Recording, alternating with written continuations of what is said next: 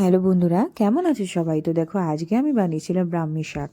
তো প্রথমেই আমি বাজার থেকে আনা ব্রাহ্মী শাকগুলোকে ছাড়িয়ে নিয়ে সুন্দর করে কুচি কুচি করে কেটে নিয়েছিলাম। তার সাথে একটা আলু একদম কুচি কুচি করে কেটে নিয়েছিলাম। তো দেখো, কড়াতে তেল দিয়ে একটু কালো জিরে ফোড়ন দিয়েছিলাম, আর তার পরপরই আলুগুলোকে ছেড়ে দিয়েছিলাম তেলে। তারপর একটু হলুদ, একটু লবণ দিয়ে সুন্দর করে ভেজে নিয়েছিলাম। ভেজে নেওয়ার পরপরই কেটে রাখা শাকগুলোকে ঢেলেছিলাম। সুন্দর করে নাড়িয়ে চাড়িয়ে একটু ভাজা ভাজা করে নিলেই তৈরি হয়ে যাবে ব্রাহ্মী শাক। তো এই শাকটা খেতে একটু তেতো টাইপের হয়, কিন্তু খুব উপকারী।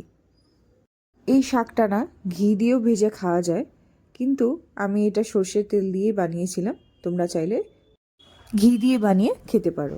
আজকের মতো আসছি তাহলে, বাই বাই।